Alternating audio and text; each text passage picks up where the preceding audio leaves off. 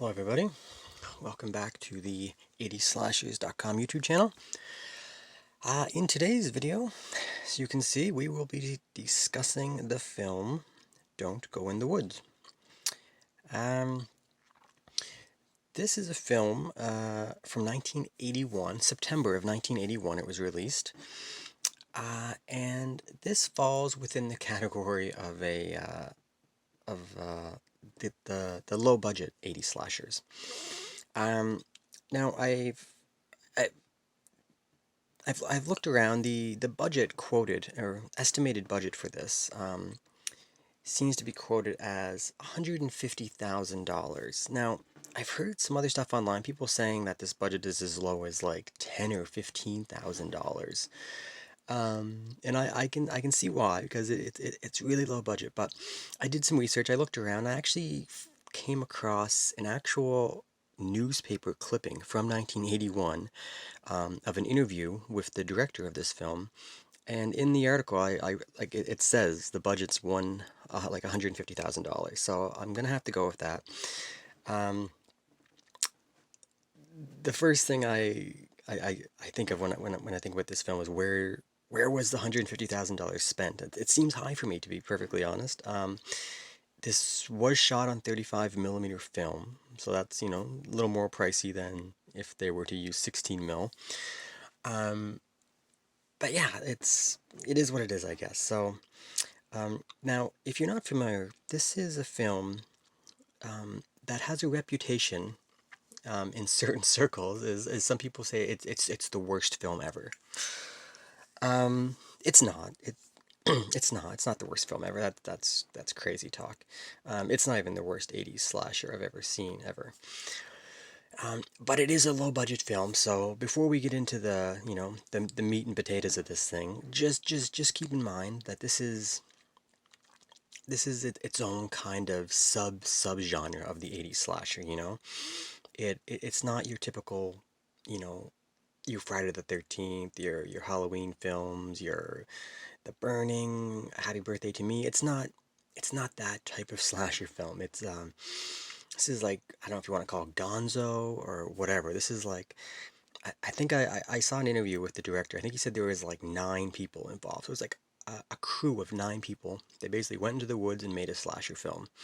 And they had a lot of fun doing it, if I was to guess. So that's what this is. So, word of warning, if you're going to go and check this out. It's not your typical 80s slasher. But we'll get into that. So yeah, so before I begin, just like again, there's going to be some spoilers in this. I don't like to get into major plot spoilers or anything like that. I'll try to avoid that, but you can't really talk about this film without getting into a few spoilers. So that's it there. All right, so Don't Go in the Woods. Story of this film, basically very basic.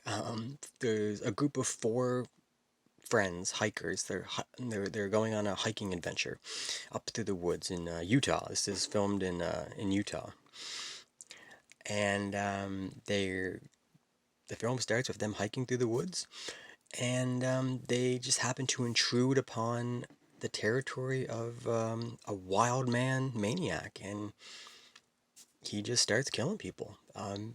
That's it. That's the story. Nothing complex, no backstory, no mystery, no motive. It's plain and simple. People in the woods getting killed. So yeah, the story not too interesting. But I guess we're not watching this for the story. The characters in this film, again, no interesting characters. They're very generic, very plain. So there's nothing exciting about, nothing revolutionary about the writing or anything like this. This is a vehicle to watch people get killed. That's all it is. Yeah, like I said, the story it starts fun. Like as soon as you hit play, you start laughing. You're having a good time. It's fun. Um, but it kind of fizzles out. It's like I think it's an hour and 22 minutes, this film, so it's not long. It doesn't feel long. but it does kind of fizzle out a little bit as it goes on. So but again, we're not watching this for the story. Um, the big issue, it's a strange film. The big issue with this film, story related for me, it kind of feels like a fractured story. And what I mean by this is that we have the main four characters that are hiking through the woods. But sprinkled throughout this film, there's random characters that are inserted for the sole purpose of getting killed to up the body count. And at first, it's like, okay, it's whatever. It's silly, it's silly. But there's too many. It happens way too often. Like you're following the main characters, and then it will just cut away to some other random character who's in the woods who gets killed immediately, and then they go back to the main characters, and it just keeps happening over and over. And there's no backstory. There's no names to these people. It's just it's ridiculous. It's really ridiculous, but it's funny. It's entertaining because you get like 3 4 minutes, 5 minutes of the main characters. Then it cuts to some woman who's painting in the middle of the woods, staring at trees, doing a painting, um, and she gets killed. And then it cuts back to the main people, and then it cuts to um, a guy in a wheelchair. Oh, like he's in like a wheelchair, struggling up a mountain path, falling out of his wheelchair, and he gets killed, obviously. And it goes back. It just it fractures the story. There's no cohesiveness. It just kind of it's all over the place, and it like I said, it's part of the charm to this film. It's funny. It's ridiculous, but um, it doesn't make for a cohesive sit through. It's I don't know. It is what it is. This is what this film is. It's kind of all over the place. Um, so yeah. So now the acting in this film is bad. It's boy, it's really bad. Um, there's not one good actor in this film. They're all terrible. But that's not a bad thing. I'm telling you, it's fun. As soon as like the characters first go on screen, they start talk saying their lines. I just had a big smile on my face, and I was like, okay, this is the type of movie that I'm in for. And it's fun. It's a fun time. Um, but yeah, not a single person can act. They're pretty terrible actually. And even worse is the dialogue written for them is equally ridiculous and terrible. It just melds together. It's just yeah, it's really bad, but fun, if that makes sense. If you're familiar, if you're used to these type of films, you'll appreciate it because it is. It's terrible. So yeah, there's that. The location of this film is fantastic in my opinion. Um, the Some of the nature and the scenery shots are just fantastic. The whole film is set up in the mountains and deep in the woods. And as far as like a locale, like a setting for the film, the atmosphere, I really enjoyed this for that. It feels like you're really deep in the woods with these characters, and like you kind of feel the danger of being deep in the woods, and like all the dangers that come with that, and then you add that there's a killer on the loose. It's a good setting. I really liked it. It was yeah, it was well for for the budget and what they did. It was well shot.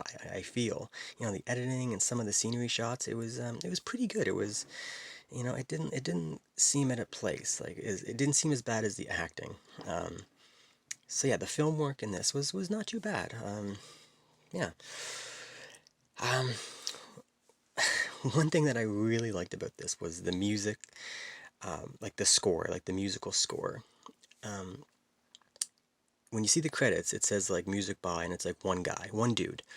And what I think he was is I think he's like I think the guy who did the music is like a percussionist that had like a keyboard, a guitar, and a whole bunch of his percussion instruments. And it's just it's unique. Like usually you hear like the big orchestra, you think like like Harry Manfredini for like the Friday the 13th with the big sweeping, sounds and all that stuff. And this is just a dude with a guitar and a keyboard. And there's one effect. It's like I don't know if it's like a shaker, like a and it's throughout the film, and every time it came on, it just made me laugh. 'Cause like I just pictured just a guy in front of a microphone with like a shaker. It's hilarious. And they some of these sound effects that were placed in at the funniest times. Like they try to do the high pitched keyboard, like the psycho type thing, like the wee wee wee kind of thing. Um, but it was at times when it wasn't supposed to be tense or scary. It's just this movie is wacky, and it's really it's just funny. It's I was laughing a lot. So yeah, the music in this I just absolutely loved. I just had a blast with it. So fun. The only thing with the sound is I think that the audio, like the actual audio track, I think it was like post production, it was like dubbed, like the voices were dubbed, and it sounds like you're watching, like when you're watching like a foreign film, and the actors aren't speaking English, but like you're listening to an English track, like a dubbing. That's what this kind of feels like. It's like they redid the audio afterwards, so it doesn't quite match up. It's a little off. The sync is it feels weird. So yeah, I don't know. It was again, it kind of adds to the overall charm and ridiculousness of this film. But yeah, it was something that I had to get used to the first 5-10 minutes. I was like, wow, it sounds a little off, but yeah, I don't know. It's kind of silly. Um, so the killer in this film, you can kind of see him there. I'll put up some pictures, obviously. Um, but yeah, the killer in this film, I wasn't a big fan. He wasn't really scary. He was actually kind of silly. He was just like a big wild mountain man with furs, and he didn't talk. He just screamed, and he had like I don't know, like bones and on his like for ornaments on his neck, and he had like mud on his face. So yeah, he was kind of a silly, ridiculous killer. And his weapons, like the weapons he had, were also silly. He just had like a big stick with like a knife on the end or a blade on the end of a stick, and he had some spears he was throwing, which was utterly ridiculous. It was funny. It was there's a spear scene when he's throwing spears at people, and yeah, it's ridiculous. But yeah, the weapons, I don't know. The kills, they I don't know. They were. It's not the best in this film. What they did do is there was good blood effects, I found. It wasn't a lot of gore, but they used blood like pretty well, like spurting blood and that kind of thing.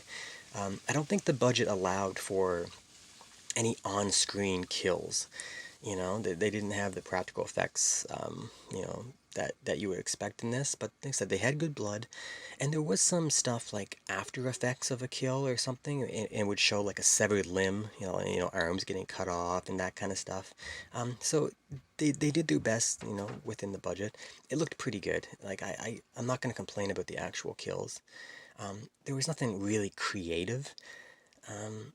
They were mostly pretty basic kills, but I have to say, this was September 81, and there is a sleeping bag kill in this film long before Jason Voorhees ever did his sleeping bag kill, so that's kind of interesting.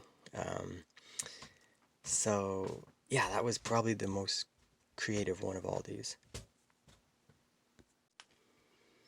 So yeah, the kills, they were for a film of this caliber.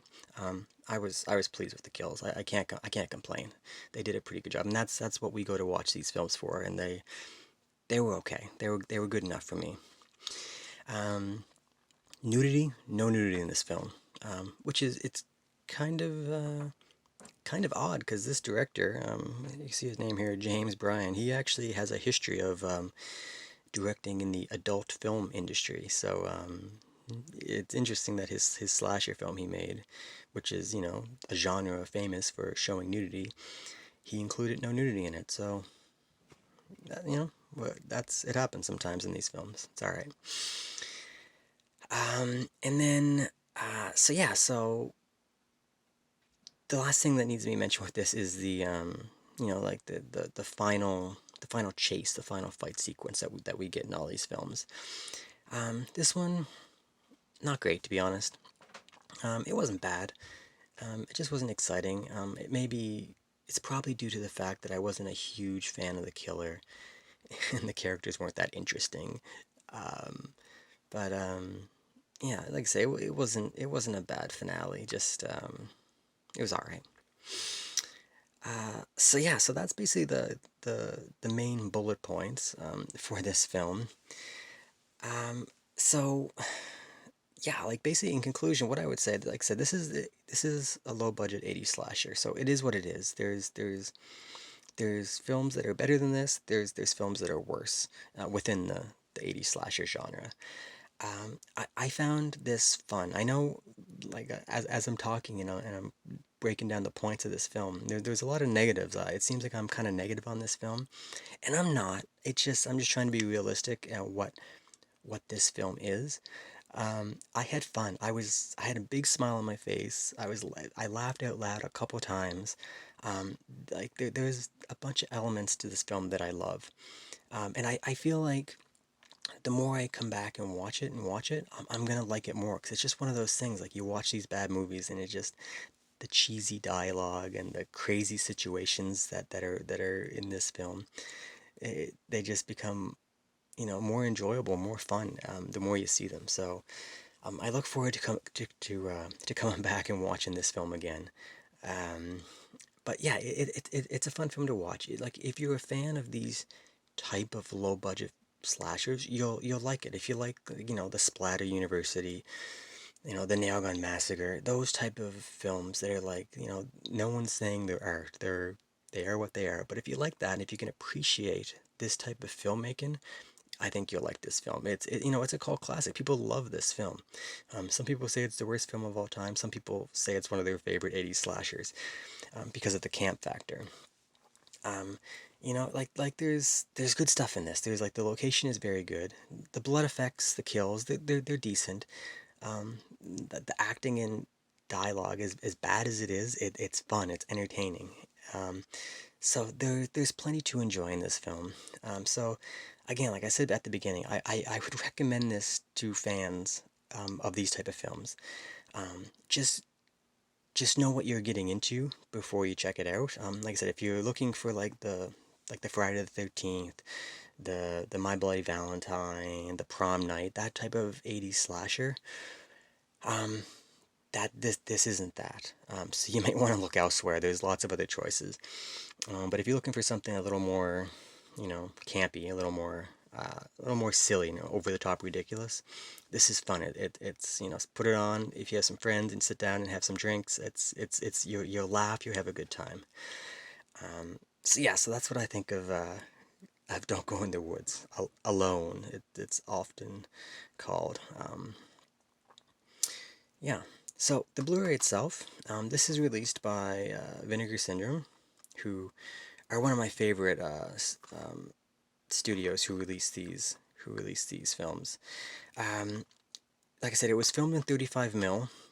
It looks pretty good. You know, it's a rough it's a rough film. It probably never had a really good original master.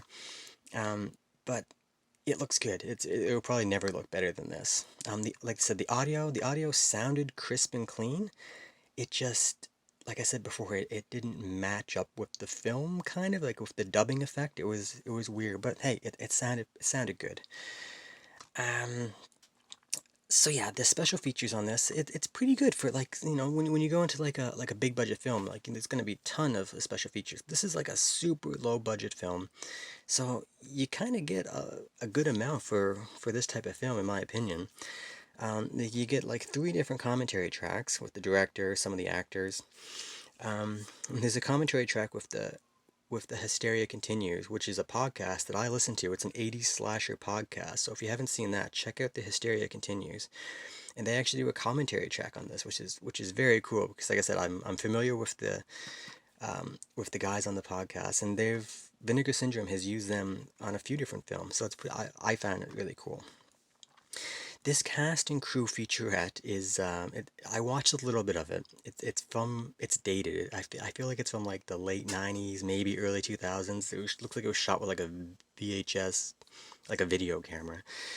And it's just basically the cast members and the crew um, showing where they're at nowadays and what they're doing, and they kind of reflect on the making of the film and tell some stories. It's good. If you're looking for extra information on the making of, it is good. The thing that I really enjoyed was this TV promo compilation. I watched that 15 minutes.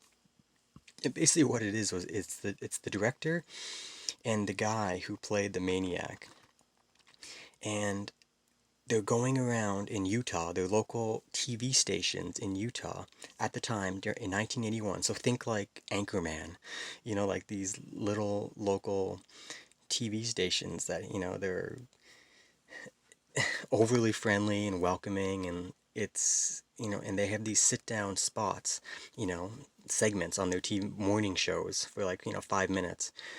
And he's promoting his movie, and they're really proud of it. They're talking about this film like it's the next great slasher film, and they're really excited about it. And the people who are interviewing them have no idea. They've never seen probably a slasher film, let alone a low budget one like this. And they're like, "Oh yeah, sounds good, and go check it out. It's playing in the theaters." It's really funny. So that was my favorite of these special features. It's really fun.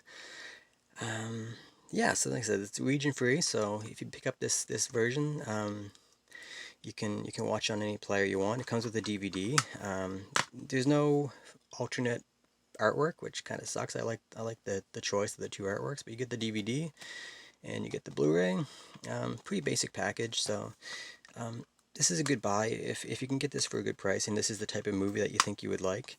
Um, Definitely check it out. So yeah, guys, that's about it. Don't Go in the Woods from 1981. Like I said, if what I've said it's piqued your interest and you think that it's a film that you might like, I recommend it. I recommend it for the right type of fan.